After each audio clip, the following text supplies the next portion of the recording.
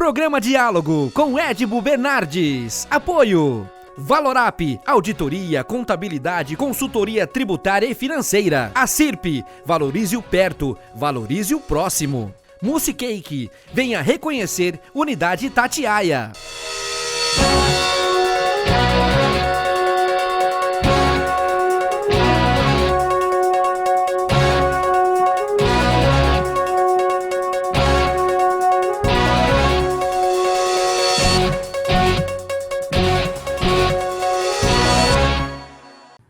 Olá, estamos iniciando mais um diálogo recebendo a professora, doutora Esther Cerdeira Sabino, imunologista, pesquisadora e professora na Universidade de São Paulo, a quem desde já quero agradecer, professora, essa enorme gentileza que a senhora está tendo conosco no nosso programa. Muito obrigado, viu?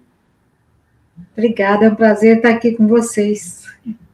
Muito bem. Professora, o ano passado foi mais um ano de glória, e esse ano a sua carreira parece que está sendo coroada com requinte, nada mais merecido do que esse reconhecimento, vários reconhecimentos que estão acontecendo. Mas eu gostaria, as informações que eu tenho é que a senhora divulgou o sequenciamento do genoma do Covid-19 2 dias após a afirmação, o reconhecimento dos 2 primeiros casos no Brasil. Se é verdade que 2 dias após a divulgação dos primeiros casos no Brasil, a senhora divulgou o sequenciamento do genoma, significa que dias antes ou semanas antes, a senhora já estava debruçada nesse estudo. Na verdade, a gente trabalha nisso há uns 20 anos, então, quando chegou o momento, a gente só estava preparada para fazer o sequenciamento. A técnica, realmente, ela demora 48 horas, mas você precisa estar toda organizada, ter os reagentes corretos, tá já tudo importado, e no momento de pandemia é sempre difícil você ter tudo no lugar para poder sequenciar. Então, o que mostrou mais foi essa busca, que já vinha pelo menos há 2 anos, de montar sistemas em tempo real para dar respostas à epidemia. A ideia era essa. A senhora já estava recebendo informações do exterior? Porque vocês trocam muita informação, os professores, os pesquisadores no mundo inteiro, né? A senhora já estava recebendo informação, principalmente da Europa, sobre a doença, sobre informações genéticas de lá? Então, assim que começaram a ter os casos e a China divulgou o primeiro sequenciamento, que também chegaram os casos na Europa, alguns grupos já tinham feito, comprado os reagentes e nos primeiros casos já testados. Então, nós tínhamos já recebido o material para fazer o diagnóstico, os primeiros diagnósticos na cidade de São Paulo foram feitos com esse material que chegou da Europa antes como pesquisa, depois que vieram os testes para diagnóstico para confirmar, porque tudo era muito novo, e também recebemos parte do material que serve para fazer o sequenciamento, para o qual a gente já estava bem treinado junto com essa equipe da Universidade de Oxford. Então, estava tudo bem organizado para quando chegasse a gente pudesse sequenciar rapidamente. Bom, a senhora estava trabalhando inicialmente com o vírus de Wuhan. Hoje, nós temos aí África, exponencialmente, né, o P1 do Amazonas, África do Sul, Índia, que parece que assustando um pouquinho Índia, mas, inicialmente, parece, numa declaração do Dr. Palácio, lá do Butantan, que as vacinas hoje ainda dariam conta mesmo desse vírus da Índia. É isso? Então, os resultados que estão vindo até de fora daqui do Brasil indicam que a maioria dos anticorpos produzidos pelas diversas vacinas estão conseguindo segurar as atuais variantes. Nada impede de que, com o tempo, apareçam variantes que consigam escapar à vacina. Especificamente, a variante da Índia e da África, elas parecem ser um pouco mais resistentes, mas não o suficiente para acabar completo com o poder da vacina. Então, assim, tudo é estudo e a gente tem que continuar olhando, mas as vacinas hoje, como elas estão dando conta, pode ser que a gente possa melhorar e torná-las ainda mais capazes de contra essas variantes. Na divulgação do projeto S, feita pelo Dr. Dimas Covas, que é hematologista aqui de Ribeirão Preto, né, da Faculdade de Medicina de Ribeirão Preto, ele estava dizendo que o mais que eles estavam preocupados, claro, todo o resultado, de começo ao fim, né? Todo o resultado era muito aguardado pelos trabalhos, mas que com 75% da população vacinada, já foi, era um número, né? Eu não sei se tem um nome isso, mas era um número que dava como, basicamente, a ponto de se encerrar a pandemia, o que foi muito satisfatório.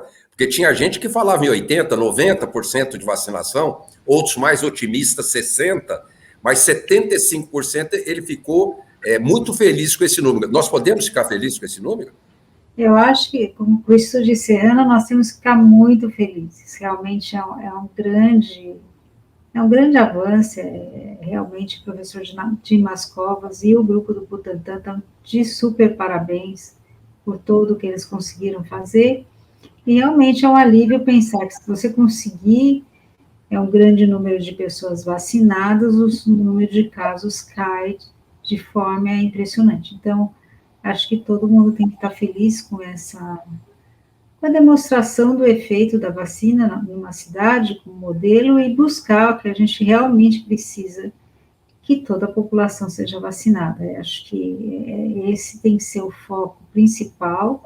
É lógico que não é o único, a gente precisa também diminuir um pouco a mobilidade até que toda essa população seja vacinada, uma vez que a gente ainda não tem vacina para todo mundo. Então, eles estão de parabéns, realmente um sucesso total, e é o teste que precisa, quando você faz na população. Todos os outros em laboratório, que você possa fazer, ou num grupo especial de pessoas, nunca é tão forte quanto um estudo feito na população. A gente pode, eu não sei, eu vou perguntar, a gente pode ficar bastante otimistas, não felizes até, de certa forma, na medida que a Coronavac foi a vacina não ruim, mas que menos apresentou eficácia, com 50,60, e com 75% com a segunda dose já apresentando essa curva descendente. É possível imaginar que com a vacina de Oxford, com a Pfizer, que tiver eficiência maior, com um pouco menos de dose, essa curva também comece a descer? Não, o que nas outras... Primeiro, assim, a eficiência das vacinas não pode ser comparada pelos estudos que foram feitos, porque foram estudos muito diferentes um do outro. Então, não é bom pensar que não, isso, que a Coronavac foi pior ou no estudo do que as outras, porque ela foi feita numa situação pior, que seriam profissionais de saúde e já na presença das novas variantes. Praticamente todo o estudo foi feito no momento em que a P2, que já é uma variante com mutações importantes, estava presente no país. Então, é diferente de você fazer o estudo logo no começo, quando ainda não tinham surgido as variantes. Então, ela já foi colocada numa situação de maior estresse, estudo. Então, os estudos não são comparáveis. Então, a eficiência baseada nos estudos não tem nada a ver com o que vai acontecer na prática. Tá. Então, acho que essa é uma coisa que todo mundo tem que pensar, porque as pessoas usam aqueles números, mas é como comparar banana com laranja, foram feitos diferentes e não dá para fazer, a não ser que a gente faça realmente um estudo com as 3 vacinas, e cada grupo de pessoas de forma cega receba e veja. A grande vantagem da Coronavac, sim, ela tem muito menos efeito colateral e é muito mais... as pessoas conseguem receber de forma melhor. Agora, as vacinas, nenhuma delas são 100%, então as pessoas ainda vão ter infecção. O ideal seria que a gente baixasse logo o número de pessoas infectadas. O perigo que a gente está correndo no momento é que a gente está vacinando as pessoas com um patamar muito alto de transmissão. A gente tem que forçar um pouco a barra para essa transmissão baixar, porque a maior preocupação, sim, é que surjam novas variantes que aí consigam ultrapassar a barreira da vacina. Então, a gente está super feliz, isso não quer dizer que a gente pode baixar a guarda, tem que manter, está prestando bastante atenção, o máximo possível, as pessoas não tentem diminuir, segura um pouquinho, estamos quase lá. Quase. Tem a luz do Antônio na praia. Eu não gosto de politizar, e, aliás, nos nossos programas ele não tem viés político, apesar de entrevistar também políticos, mas eu não tenho viés político. A gente tem acompanhado essa CPI aí da Covid, acho até que extrapola um pouco objetivos, etc., mas algumas coisas a gente já pode dizer que, de fato, a gente está bastante atrasado na imunização, né? Quer dizer, nós poderíamos ter tido vacinas um pouco antes e, de fato, a gente está bem atrasado para conseguir atingir esse número mágico aí, que de 75%, 70%, 80%, eu não sei quanto é para a gente ter felicidade. Mas nós recebemos uma notícia boa que a Janssen vai entregar 1 milhão de doses para o governo brasileiro, ainda em junho, lembrando que a Janssen ficou de entregar no último trimestre do ano, adiantou um pouquinho para junho, e que a Janssen é apenas uma dose, né? Ela não precisa de 2 doses. Então, é uma boa notícia, porém ainda estamos dependendo de produção. Sim, eu acho que tudo é boa notícia, a chegada de vacina é tudo que a gente precisa e a gente tem que estar bem organizado para vacinar o máximo possível, mais rapidamente, todas as pessoas. Eu acho que o que o professor Dimas Covas falou bem na CPI, vários momentos em que a gente podia ter adiantado essa vacinação e que não foi a opção e, infelizmente, isso leva a mortes. É o que a gente está vendo agora. Então, realmente é muito triste o que aconteceu, da visão, da falta de visão de como é importante comprar vacinas ou investir nas fábricas aqui no Brasil, e principalmente aqui em São Paulo e no Rio de Janeiro, e não foi feito. Então, a gente tem que olhar bem, prestar atenção. Também eu não gosto de ficar discutindo política em público, mas eu acho que vai o recado de que a gente tem que prestar, sim, atenção no que as pessoas fizeram e não esquecer. E também, né, lembrar que a Fiocruz agora, acho que até setembro, não sei, talvez até setembro ela consiga já entregar com o IFA produzido aqui no Brasil, também é um belíssimo passo. O Butantan, quer dizer, eu estou comentando tudo junto para a senhora, mas o Butantan também com o IFA produzido, mas talvez mais para o fim do ano, dezembro, quem sabe em janeiro, já com produção nacional. A Butanvac, que o Butantan está tendo, o doutor Dimas está numa expectativa tão grande com a Butanvac, mas eles têm experiência nessa produção com o ovo, né? Então, eu tô otimista e apostando com ele. Se tivesse que fazer uma aposta, eu apostava na Butanvac, porque ele está jogando todas as coisas dele. Eu acho que a gente tem que estar apoiando e dando essa...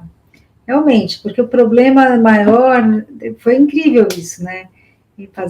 Desenvolver, fazer os testes clínicos em menos de 1 ano, e aí o mundo percebeu que não tem uma produção adequada para a necessidade mundial. Isso já estava acontecendo, diminuindo as fábricas, a indústria farmacêutica não estava pondo tanto recurso, e os sistemas públicos não estavam vendo a importância. Acho que agora, com todas essas fábricas e produções e dando maior recurso, a gente vai estar mais preparado para uma outra epidemia. Então, também tem isso da gente se preparar e não deixar isso acontecer de novo. É bem possível que a gente precise dar novas doses, é bem possível que isso seja necessário, então nada melhor a gente saber que que pelo menos para o ano que vem a gente já tem toda uma capacidade de produção de vacina para aquilo que a gente precise, inclusive com capacidade de ajudar e vender para fora até uma parte dessa produção para o ano que vem. Vamos chamar o intervalo, daqui a pouquinho estamos de volta, até já.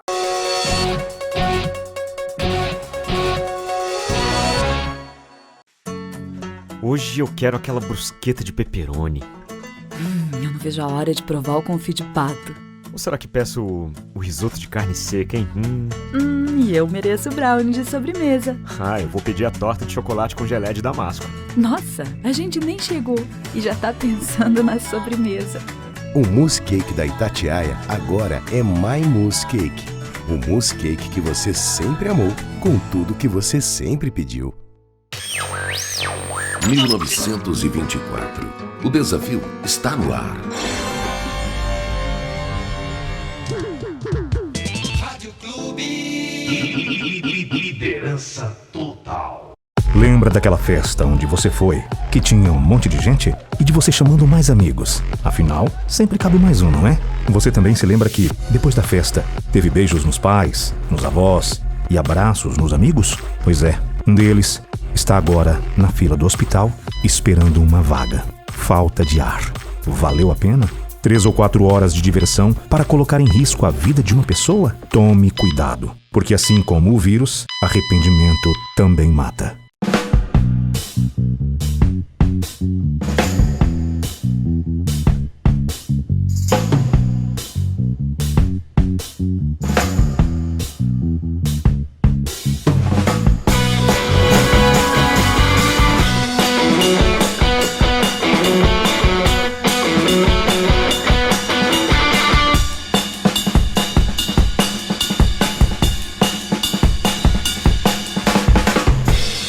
Estamos de volta com o segundo bloco do programa, hoje recebendo a professora doutora Esther Cerdeira Sabino. E uma coisa tão importante que foi a demonstração de como o nosso SUS é bom, como o nosso SUS é forte e que merece investimento, merece que o governo brasileiro olhe com bons olhos, porque enquanto os outros países estão tendo que montar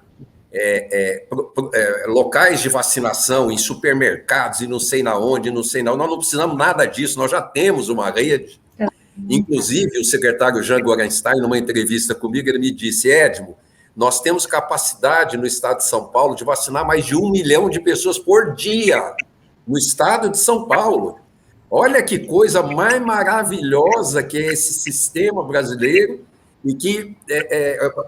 no meu modo de entender, claro, recebe muito pouco investimento depois de criada essa estrutura, né? Então, eu acho isso é um ganho, e principalmente assim, eu percebo isso no grupo das mulheres, e das mulheres do Brasil, e de todos pela vacina, né? Esse acordar para a questão do SUS, essa sensação da sociedade civil, de que também pode contribuir, de que também está lá, que pode ajudar, não fica só falando mal, mas também agora percebe, tenta melhorar e resolver os problemas da atenção primária do Brasil, que realmente ela é algo fora do comum. E é algo que para um país tão desigual, ela transfere renda, porque resolve o problema da saúde de toda a população. Então, é um programa excelente que a gente devia apostar, melhorar, criar infraestrutura de informação para que se as pessoas possam agendar suas consultas, falar com o médico na urgência, poder falar por sistemas de telemedicina, ter toda uma facilidade que a área privada tem. Porque isso tira as pessoas das filas dos pronto-socorros, se você consegue agilizar melhor e tornar um sistema muito mais de uso contínuo e fácil da população. E é um sistema de transferência de renda, não é só você, ao dar saúde para a população sem que ela tenha que pagar, é uma forma de transferência de renda. Então, a gente tem que ver isso como um super sistema e que tenta diminuir uma desigualdade que é muito grande no nosso país. Eu só torço, porque é como aquela história, o pontapé inicial, se eles não tinham percebido da importância do SUS, o pontapé inicial foi dado, de se fazer um cadastro nacional, de se fazer a ficha, tudo eletronicamente, de cada cidadão que é atendido dentro de qualquer dependência do Sistema Único de Saúde, que você tenha o histórico, a anamnese de todos os cidadãos. Se o cara for atendido numa outra cidade, puxa, tá lá. A bola foi lançada. Começou o jogo. Se eles quiserem o jogo, se quiserem jogar, nós vamos deixar esse sistema uma perfeição e um exemplo para o mundo inteiro. Eu acho que sim, nós tivemos isso com o programa de AIDS, era um programa que todo mundo seguia, e no mundo inteiro. Eu comecei minha carreira trabalhando com pesquisa em HIV. Então, eu acho que é uma coisa que realmente chamava atenção, a gente tinha orgulho de fazer parte do programa, porque realmente a gente sabia, e a gente controlou a epidemia, nós tivemos uma epidemia igual a qualquer país do primeiro mundo. Então, eu acho que é essa lição, é a gente ter orgulho daquilo que a gente faz, às vezes dá um desânimo danado com tudo que está acontecendo, mas eu acho que a parte civil, a sociedade civil se organizou. Então, é muito mais fácil falar com as pessoas, elas entendem mais do problema, e eu acho isso também super importante. A senhora falou do HIV, a senhora também estudou o Zika. O HIV, vou falar dos dois, o HIV é um vírus, é uma doença que começou lá no começo dos anos 80 e começou a ter um tratamento, uma qualidade de vida para quem contrai nas medicações, nos antivirais, mas ainda não temos uma vacina. É um vírus complexo, tem bastante gente que continua tentando, né? Então, é muito diferente do que aconteceu agora, pensar assim, o HIV demorou 2 anos desde que a síndrome foi descoberta, porque, na verdade, a gente não sabe, mas o vírus estava circulando fazia 60 anos antes dele aparecer como uma síndrome. E ninguém tinha percebido. É difícil. Quando a síndrome percebeu, demorou 2 anos para achar o vírus. E aí, mais 10 anos para chegar aos medicamentos do coquetel, muita gente morreu na época, né? E a vacina foi uma tentativa, continua muita gente trabalhando e tentando achar, só que diferente desse vírus, o HIV muta muito mais, mesmo dentro da pessoa ele já está mudando, é muito mais difícil você fazer vacina dado a taxa de mutação dele, que é maior que o da influenza também. Então, por isso que é tão difícil fazer a vacina de HIV, até hoje não se conseguiu. Então, estão tentando, tem gente achando que a gente agora está mais próximo, mas demorou muito mais. E agora, para esse vírus, a vacina chegou, né, e a gente ainda não achou nenhum medicamento, que também seria o ideal, seria ótimo se tivesse um antiviral que funcionasse, mas infelizmente não tem, mas também tem gente procurando, né, por isso que não tem gente procurando ainda, tentando desenhar antivirais, igual como foi feito com HIV. Mas demora, drogas demoram um pouco mais quando você tem que desenvolver do começo. Eu li há pouco tempo que a Universidade Federal de Minas Gerais, em Belo Horizonte, estava bastante adiantada, eu só não me aprofundei numa vacina para HIV, que eles estavam lá ralando, mas eu não me aprofundei. Mas e o Zika, doutora Esther? O Zika vírus? O Zika já existe uma vacina pronta para ser testada. O problema é que para você testar uma vacina, você precisa que tenha casos. Não adianta você dar a vacina para um grupo de pessoas, se elas não vão se infectar porque não tem o vírus, você não sabe se a vacina funcionou. Então, já tem vários, já tem produtos para ser colocado, mas como de repente desapareceu o vírus, fica muito mais difícil você avaliar a vacina, mas existem já alguns candidatos. Nós estamos indo para o final do programa, eu não posso deixar de falar com a senhora sobre pesquisas no Brasil. Os últimos levantamentos que a gente tem, pelo menos que eu consegui acessar, né?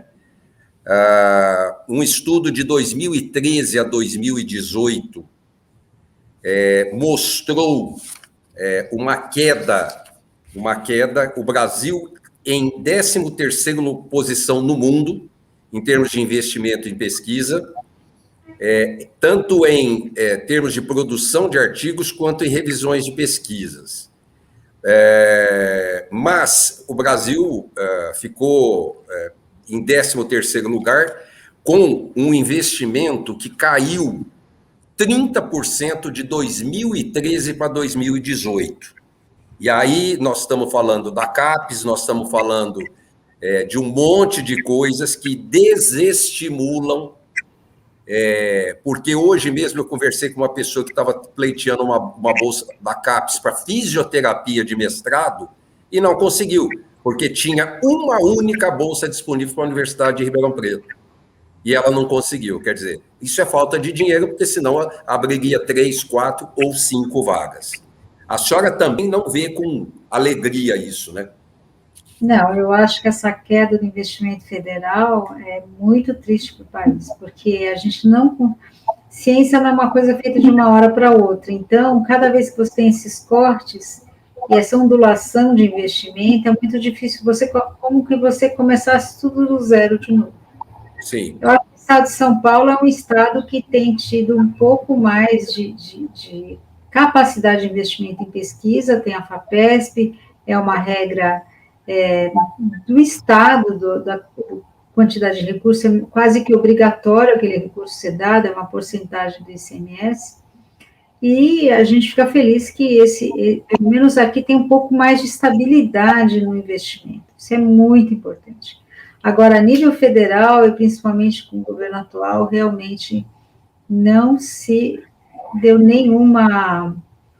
Não foi uma política muito favorável à ciência, vamos dizer assim. Falando em reais,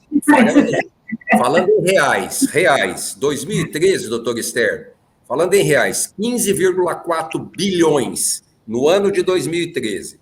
2018, antes da pandemia, um ano, 6,7 bilhões. De 15 para 6 bilhões. Quer dizer, além de não, pelo menos, corrigir o investimento de 2013, né, na inflação, uma série de coisas, além do que vai tirando, vai cortando. E agora se vê quanto que vocês são tão importantes para a gente e para o mundo inteiro.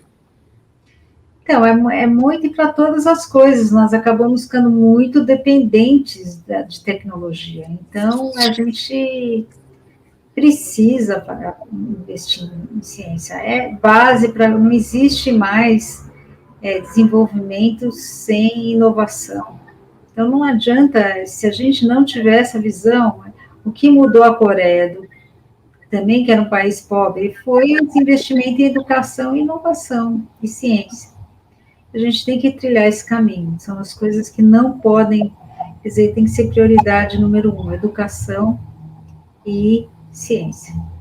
Eu quero, não antes de terminar, falar sobre o prêmio Esther Sabino, que foi criado esse ano pelo governo do estado de São Paulo, a secretária Patrícia Ellen, para as mulheres cientistas do estado de São Paulo, a secretária de Desenvolvimento Econômico, Ciência e Tecnologia, Patrícia Ellen, fez uma reunião onde ela homenageou a senhora e o prêmio, provavelmente a partir de 11 de fevereiro do ano que vem, todo 11 de fevereiro, o prêmio Esther Sabino vai reconhecer um cientista por ano. Eu quero dizer também, o professor Marco Antônio Zago esteve nessa audiência, também daqui, ex-reitor da Universidade de São Paulo, e também quero levantar o prêmio que a senhora recebeu dia 9 de março, homenageada pelo Conselho Universitário da Universidade de São Paulo, a concessão da medalha Armando de Salles Oliveira, a senhora, a mais alta honraria da universidade por sua contribuição no enfrentamento da pandemia. Então, eu quero que a senhora receba o meu sincero afeto e abraço, reconhecimento e agradecimento por tudo que a senhora faz por nós brasileiros. Muito obrigado. Não, muito obrigada por suas palavras, realmente eu fiquei muito emocionada com os prêmios, ter conhecido a Patrícia Heller, que é realmente incrível o que estão fazendo, e essa força eu acho que a gente realmente precisa reconhecer mais mulheres, A gente precisa fazer com que as mulheres busquem essas posições. E eu fiquei muito, muito honrada com tudo isso. Muito obrigada. Obrigado à senhora, doutora Esther. Pessoal, semana que vem estaremos de volta. Até lá. Programa Diálogo com Edibo Bernardes. Apoio Valorap, auditoria, contabilidade, consultoria tributária e financeira. A CIRP, valorize o perto, valorize o próximo. Musicake, venha reconhecer Unidade Itatiaia.